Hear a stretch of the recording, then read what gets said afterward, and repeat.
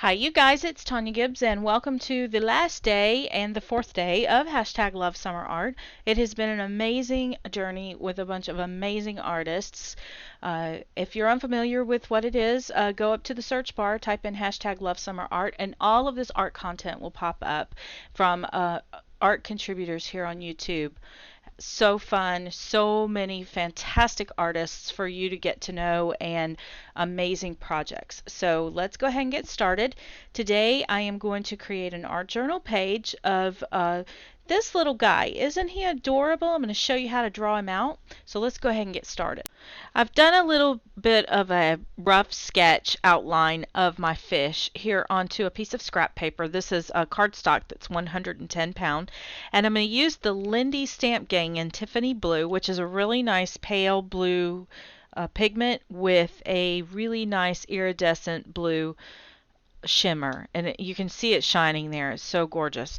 And just spritzing that all over my fish, get it good and dry, and then add the next pigment, which is the Shabby Tux Line Teal.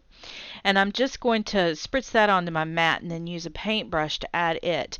This is going to serve as my shadowed areas for my fish. If you're unfamiliar with how to draw a fish, I would recommend just going to the internet and pull up a fish that you like to reference. Fish drawings are usually a very simple thing to do. The complexity comes with the doodles, and since everyone is so familiar with Zentangle doodles, be creative and make your fish look anything like what you plan. And like I said, for references, just go to the internet and look for some color references and shapes and that kind of thing. So also on my palette, I have a little bit of yellow paint. This is more of a student grade paint that I have in tubes. I am just going to do that little, I'm going to use some real technical terms here. That little knobby that hangs down at the bottom of the fish. I don't know what it is. But anyway, I'm going to add a few little highlights of the yellow here and there at the base of his fins, and then the little fin that's at the bottom. Now I'm going to use these paint markers. They're made by Elmer's, and I absolutely love them. They're very opaque, and they write really well over all of these mediums. This is the red one. I bought a pack of 4. They're very inexpensive, around $6 for 4. And I'm going to start out with my fish just drawing out some squiggly lines in some places going in different directions. Again, Zentangle heaven. Just doodle it in there. Don't worry about it. If it looks like a fish, then it must be a fish, right? So don't give it a whole lot of thought and don't really fuss over it. Just kind of do some doodles here and there. So I'm putting the lines in around his face and just kind of around the outer shape of his body, staying away from his little fin there in the center and coming on down around the corner. And the perimeter is all going to have the lines, and then I'm going to fill in his body with a bunch of little dots. And the dots can be different sizes. It doesn't matter. To be perfectly honest with you, when he's on my journal page, he's just going to be a happy little fish. And when I asked what type of fish he is, just look at him and say, well, of course he's a doodle fish, silly. Once I'm happy with where all my dots are, I'm just going to come back with a little bit of that yellow paint and just put in some more details. The nice thing about using acrylics here is that once they're dried, you can come back and add layer after layer after layer, and they don't mix like they do, like watercolors do. So now I'm going to take and just do a little detailing there around his eye and put a little pupil in the center and then outline around the outer part. And I'm going to grab out my blue paint pen from the same set and add a highlight there at the top of his eye. I'm going to go around that first fin there at the base of his head, and then also around the base of his tail. And before that paint has a chance to dry at his tail, I'm going to just take a dry flat brush and just flick that paint back into his little tail, and that's going to give it some depth, texture, and just bring out those lines like you see in the tail of a fish. Super cute. I love him. He's so adorable. And look at how easy it was to draw him. Just a few squiggly lines and a few dots and we're almost done.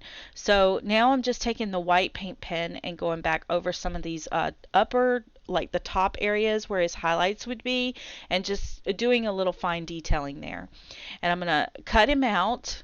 And as I was looking at him, I thought, he really needs a little more doodling on him. He's just not quite finished yet. So I pulled out a Zig fine liner pen, and I'm just going to trace around the red lines. I'm not going to worry about the dots, just the long lines with the blue pen, and that really did give him some really interesting patterns. So I did that all around the whole fish, and then I put a little white dot there in the center of his eye for a highlight, and I'm going to go back over some of those other lines at the top and just finish those off. Now I'm going to spritz the whole thing with a little bit of that Tiffany's blue from Lindy Stamp Gang to give everything that iridescence.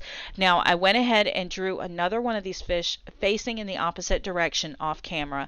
You saw me draw the first one, you didn't need to see me do the other. So here's my art journal book. I'm going to prep the 2 pages with gesso from Faber-Castell Design Memory Craft, and then I want to make sure it's good and dry. And then I am going to come back with these are just some student paints that I got in a sample pack from Walmart. They're very inexpensive, but they do great for art journaling.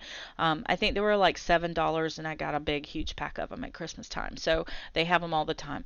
I'm taking the darkest blue in this set, and I will have all the colors in a blog post over on my blog, so you can easily reference that, and the link to that will be down in the description box below.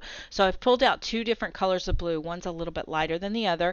I've applied a liberal amount of it here to my journal page, and I'm using a wet baby wipe to smear it around.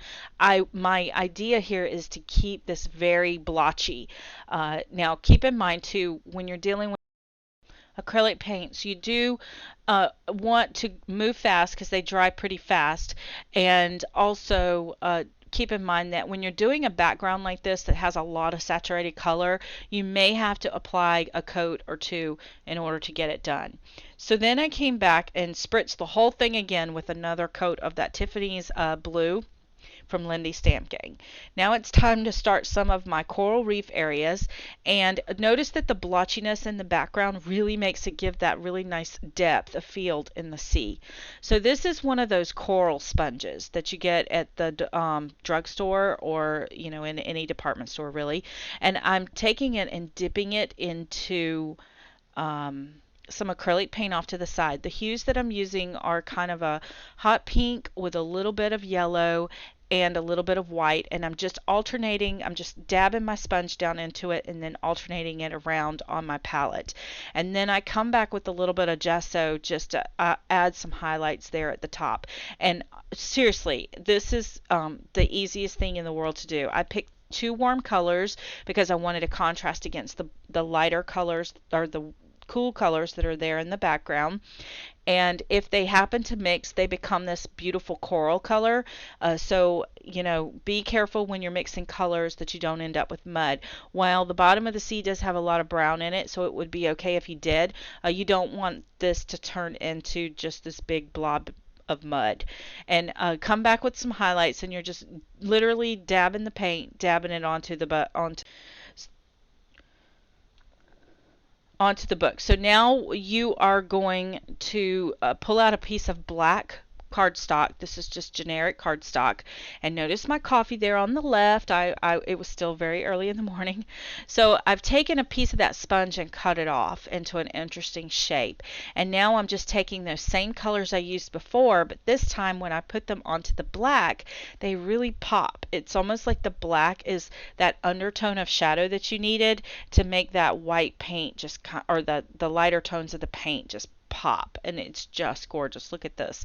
So this time I'm using yellows, and then I'm using the white gesso over the top, and then I'm going to come back in a few minutes with a little bit of a red color, and this is more of an orangey red, so it has a really nice orange color.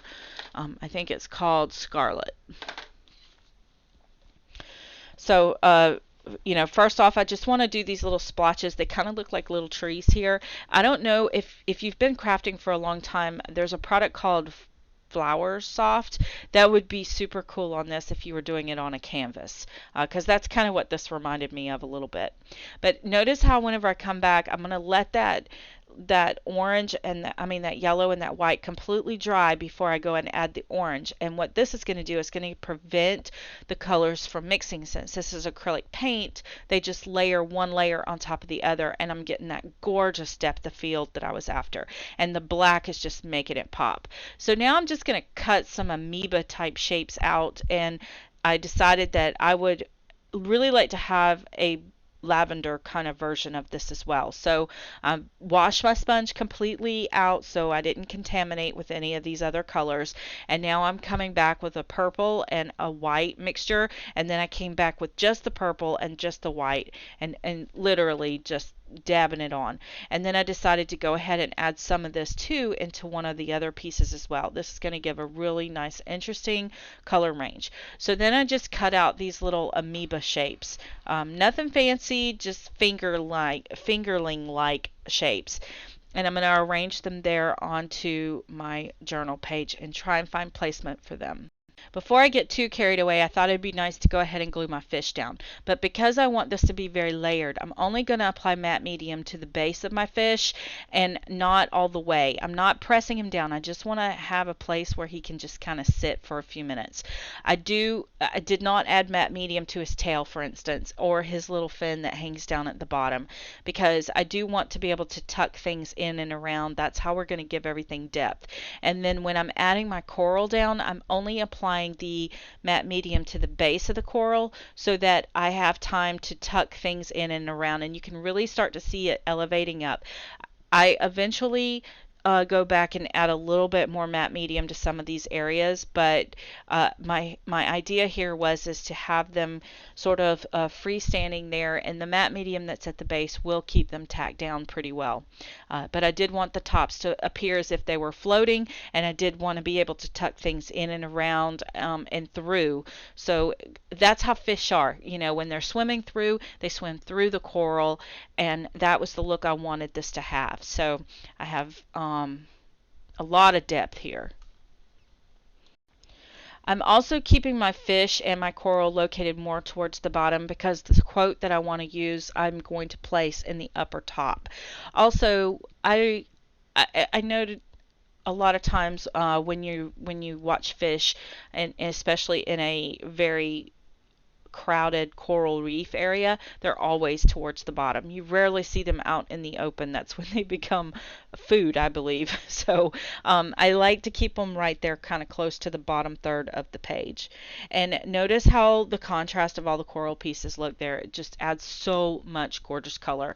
So now I'm going to come back with another this is a die cut from Dynamite Dies. This is the, I think, leafy branch die, and I am adding some of the Lindy Stamp Gang and the Cockabells Coral, and then with a paintbrush I'm adding the Glory of the Seas Gold, and that's going to give it a super awesome shimmer. So to pick up the mop up all the color there on my mat, I'm using just a manila tag, and I'm going to use this tag and all that luscious color to add some more accents to my page. This is a stamp from Pink Paisley. It is a I don't remember the name of the stamp set, but I will reference it in my blog post. But I'm using my Faber-Castell Design Memory Craft Stampers Big Brush Artist Pen in the medium flesh number 131 to ink up my stamp, and then I'm stamping it onto that tag, and that's where I'm going to get the luscious